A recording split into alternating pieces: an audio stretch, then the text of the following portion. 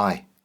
We're going to talk about two things on this episode of Adventures in Pop. We're going to come back to the subject of the Beatles in just a moment, and then we are going to preview my next single, my fourth single from this album called Strange Alien. It is called Changes, and I'm going to let you have the video and the whole song almost a week early in advance of the release, because I'm that kind of guy, just generous, and I'd love you to, get to know it. So when it gets released, you're ready to stream it and embrace it, take it to your heart for the rest of your life. Fair enough. The Beatles. Last week we previewed, along with virtually every other person in the world, we previewed the new Beatles single Now and Then, which was a bit of song that John Lennon had composed in the 70s, put onto a cassette with a couple of other songs that actually did get released in the 90s, but eventually Now and Then got its release last week. Well, I'm recording this on a Friday evening with the advantage on a Friday evening of knowing that as of this afternoon here in the UK, the Beatles single Now and Then has got to number one, which is pretty interesting because neither of those two releases in the 90s did. I think one got to number two, but not to number one. And I'm now having a quick look at an article. I'll just put the headlines on there for you. The Beatles set record 54-year gap between number one singles as Now and Then tops the UK chart. And it is their 17th number one was back in 1969. That was the Ballad of John and Yoko. And here we are, 54 years later, unbelievably, with the next number one. So the record had been held, an odd record, isn't it? And had been held by Kate Bush, who had a rather long gap between Wuthering Heights in 1978, I think it was, and Running Up the Hill, which came a year or so ago. So, I mean, the Beatles have done something really quite amazing. So it says here, talks a little bit about, what Now and Then is a mid-tempo ballad. But then the marketing's been really interesting. Now and Then's chart supremacy has been powered in part by a series of physical editions, including CD, cassette, and 12-inch vinyl, and 4 different coloured 7-inch vinyl versions. So, even at quite high prices, I have to add.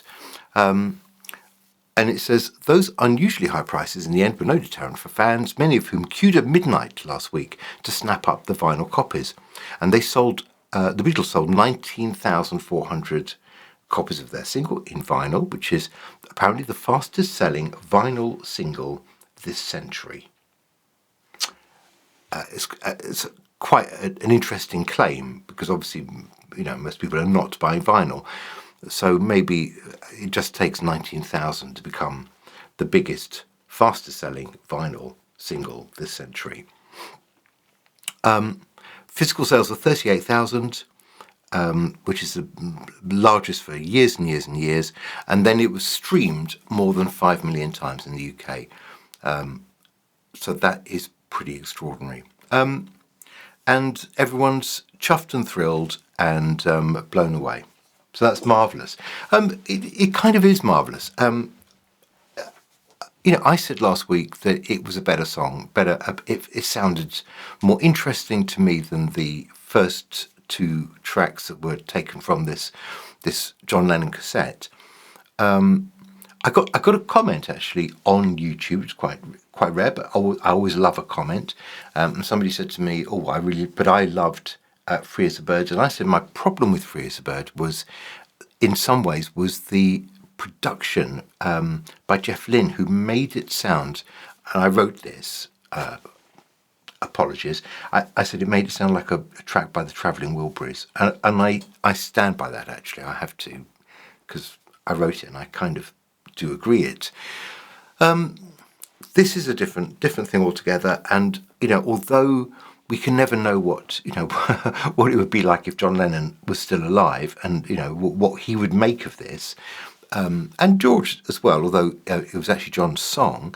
I think they've done pretty well. They've done a good job, and I'm delighted to see them being number one. So well done, Beatles. I think, if they keep their heads down, I think they've got quite a bright career ahead of them. If just keep it going, I'd say. Try and keep the quality control high.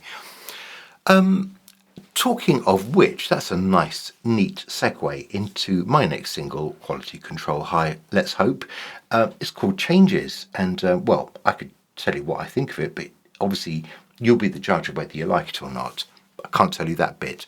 What I can tell you is this was written, I would say, I think just over a year ago.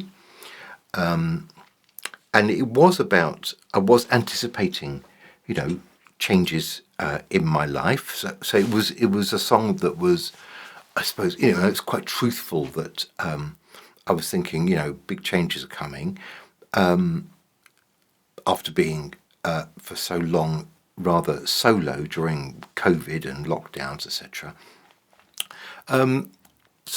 So it was written in anticipation of that. And I think the important thing to say about it is, I suppose there's a subtext in the song where it says, it seems that everybody knows that there are changes coming. It seems that everybody knows.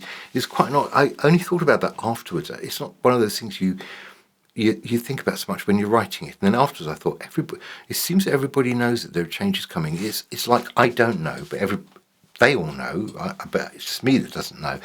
And I wonder if that's actually what I was kind of thinking. But at the same time, so there's a bit of denial there. But at the same time, this is a relentlessly upbeat song that is talking about change in a positive way. And, in each of these little sections, there's a bit where I'm singing, it's a change that I'm looking for. I believe it's the change that, that I'm searching for.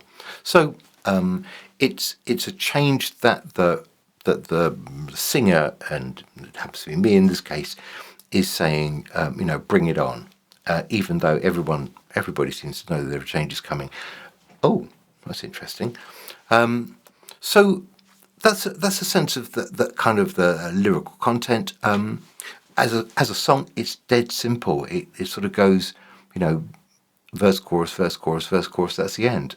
So it's a very simple, very direct, kind of unpretentious song.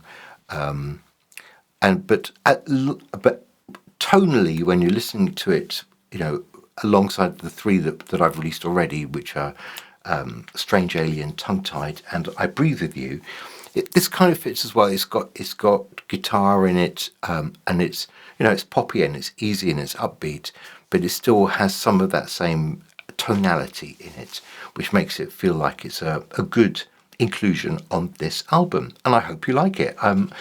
Now, look, I've made a video. Knowing, interestingly, I have to say this, there are more and more sort of voices that I see on YouTube. It's ironic it's on YouTube, but because basically they're saying that you don't need to do videos. You don't need to waste your time making videos.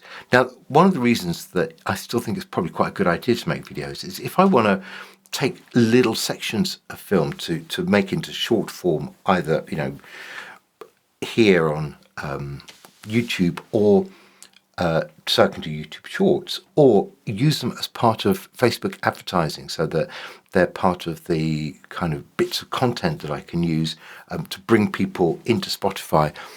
It makes sense to me to actually make the video, and then if I want to cut it up and use bits of it, that's great. But in a way, that's easier than making little sections, if you see what I mean.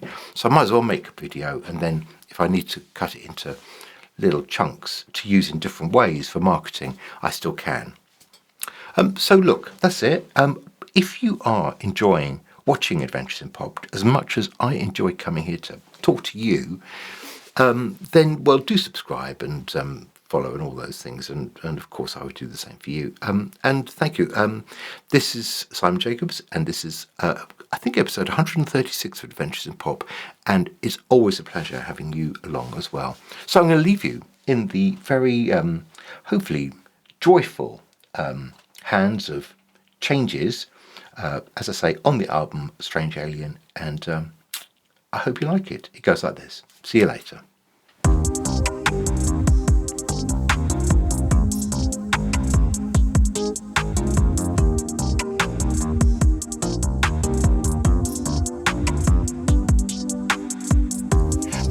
keep moving. That's what they're telling me. They said you gotta grow emotionally. I guess I didn't find it so surprising. I can see beyond the far horizon. It seems that everybody knows that there are changes coming. You can see it in the waves that come crashing on the shore. It seems that everybody knows that there are changes coming. Changes I've been waiting for. I believe these are changes I've been waiting for. Don't ever try to prevent me. If just because you see the glass half empty, I wanna see the world in a different way. You see, tomorrow there's gonna be a better day. It seems that everybody knows that there are changes coming. We're gonna need every drop of strength, and then I need some more. It seems that everybody knows that there are changes coming. Changes I've been waiting for. I believe these are changes I've been waiting for. Don't leave it all to coincidence. Take control of the things you can influence.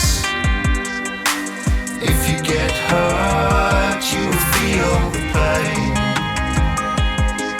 But you gotta fall down if you wanna get up again. It seems that everybody knows.